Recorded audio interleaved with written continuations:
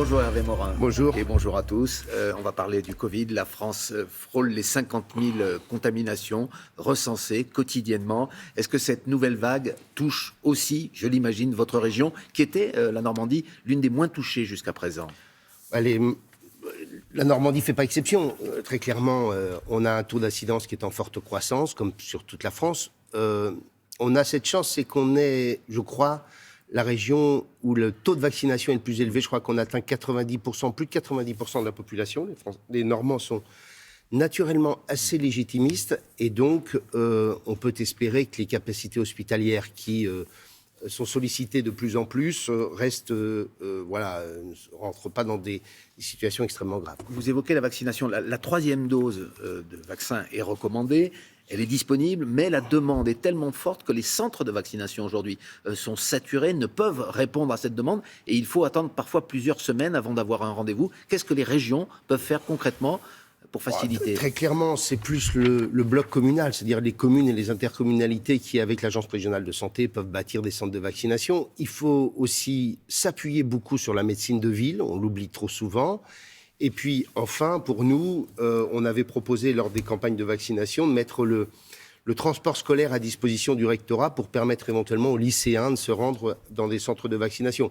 Mais la question, c'est d'avoir les doses et c'est d'avoir les professionnels de santé pour vacciner. Et donc ça, c'est pas du champ de la compétence de la région. Est-ce que vous êtes favorable, Hervé Morin, à la vaccination obligatoire? C'est un débat qui monte. Olivier Véran l'a écarté pour l'instant. On voit qu'en Allemagne, c'est dans les cartons du nouveau chancelier Olaf Scholz. Est-ce qu'il faudrait limiter? Est-ce qu'on veut bien regarder les choses avec un peu de recul? D'abord, il y a, je crois, 12 vaccins obligatoires en France. Bon, donc des vaccins obligatoires, il en existe déjà. Deuxièmement, la liberté du vacciné a au moins autant de valeur que la liberté de celui qui refuse de ne pas se faire vacciner.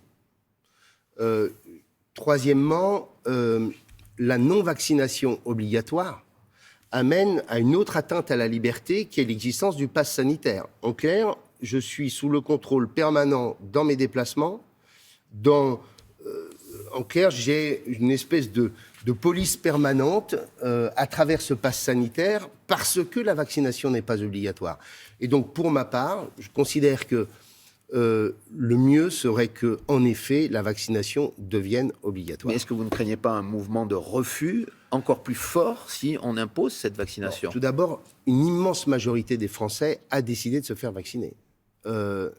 Deuxièmement, me semble-t-il, la période est peu propice à la vaccination obligatoire parce qu'on est à 5 mois de l'élection présidentielle et qu'on a un gouvernement qui va se dire on va s'éviter une crise sociale, des manifestations autour de cette question. Mais très franchement, 12 vaccins sont déjà obligatoires. Est-ce que c'est un sujet? Et deux, la non-vaccination obligatoire amène une autre atteinte à la liberté qu'est l'existence du pass sanitaire que vous devez démontrer et présenter 10 fois par jour durant votre vie quotidienne. Vous dites que c'est un sujet délicat parce qu'on est proche de l'élection présidentielle. Est-ce que cela devrait donc être dans le projet de l'un des candidats à la primaire Les Républicains? On va connaître aujourd'hui le nom des deux finalistes. On sait que vous soutenez Valérie Pécresse. Alors on va parler de cette primaire, mais d'abord, je n'ai pas remarqué, à ma connaissance, que c'était proposé par les candidats de la droite. Et je leur laisse le soin. Je ne suis pas candidat à l'élection présidentielle et donc chacun présentera ses propositions. Mais il faudrait le faire, en tout cas. Il faudrait que ce soit dans le débat présidentiel. À titre personnel, je trouve que ça fait partie des sujets qui méritent d'être abordés.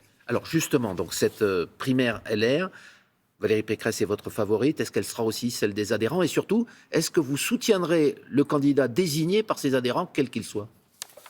Écoutez, pour tout vous dire, j'ai pris un petit déjeuner hier matin avec Christian Jacob. Vous voyez, je vous raconte ma vie. Le président du parti. Et donc, très clairement, il n'y a pas une personne qui est capable de vous dire qui sortira des urnes aujourd'hui. Donc, en clair, on verra bien. Pour ma part, j'espère que Valérie Pécresse sera celle qui sera désignée parce qu'elle est solide, parce qu'elle a un projet construit. La question, elle est simple, c'est est-ce que je suis capable de transformer le pays, de porter un certain nombre de réformes avec des priorités? Alors, on parle beaucoup de sécurité et d'immigration, mais de l'autre, Valérie Pécresse a fait, par exemple, de l'éducation une de ses priorités. Et pour moi, c'est un sujet clé. Et elle est en capacité de pouvoir en parler, Parce que quand on était au gouvernement ensemble, elle a réussi une réforme dont on disait qu'elle était impossible, qui était la réforme des universités. Vous n'avez pas tout à fait répondu à ma question. Il y a 4 concurrents à Valérie Pécresse. Si c'est Éric Ciotti, par exemple, qui devait sortir de... Là, c'est une question qui se posera vraiment. C'est-à-dire écoutez, je pense qu'il y a... Alors, Xavier Bertrand. Oui, voilà. Écoutez, moi, je dis que je suis convaincu de la capacité des électeurs LR de choisir un candidat qui soit acceptable pour une grande majorité des Français. Et je pense que, voilà, si on veut avoir une chance de gagner, il vaut mieux être avec Pécresse, Bertrand ou Barnier qu'avec Ciotti. On a beaucoup parlé, vous le rappeliez, dans ces différents débats des Républicains, de sécurité, d'immigration. Est-ce que vous pensez, vous aussi, que c'est le problème numéro 1 des Français aujourd'hui, avant l'économie, avant l'éducation ? La question de la sécurité, c'est une question centrale. La question de l'immigration, elle est plus liée à travers un sujet simple, qui est celui du respect de nos valeurs, du respect du modèle républicain dans lequel nous sommes.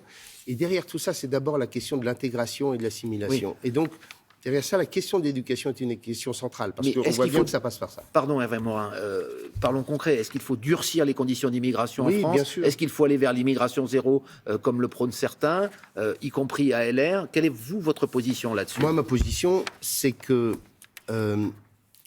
les quotas d'immigration, j'y crois peu, parce que c'est pas parce que vous aurez des quotas d'immigration que vous empêcherez l'immigration irrégulière.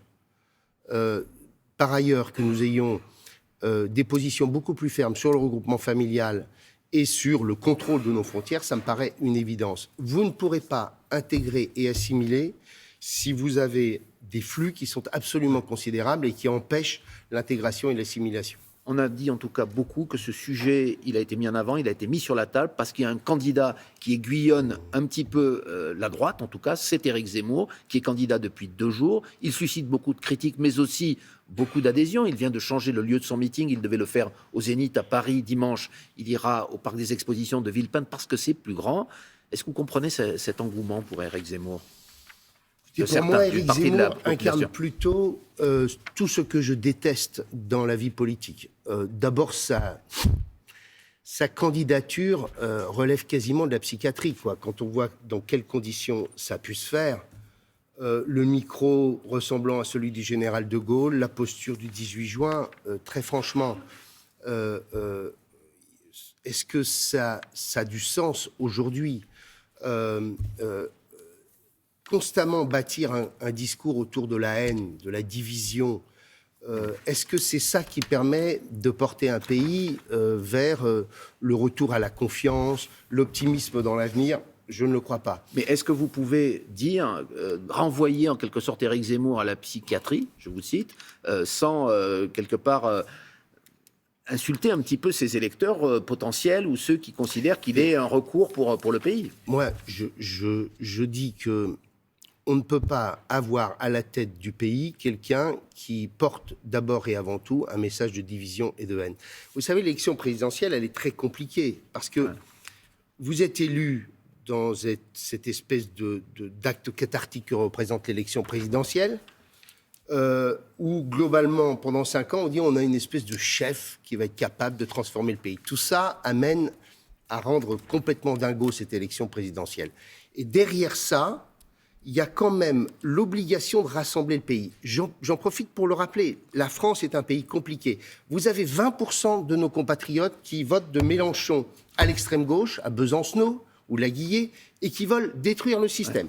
Vous en avez 25% à l'extrême droite qui veulent aussi détruire le système. Donc quand vous êtes élu, vous avez à peu près un Français sur 2 qui vous dit « votre système, je n'en veux plus. L'économie de marché, je n'en veux plus. L'économie sociale et la construction européenne, je n'en veux plus. » Et donc, si vous partez sur un discours qui vous rétrécit, qui empêche le rassemblement, vous échouez à coup sûr. Déjà que réussir est compliqué, mais alors là, en partant sur un tel discours, vous êtes à l'avance amené à l'échec absolu et, j'allais dire, à la dégringolade de plus.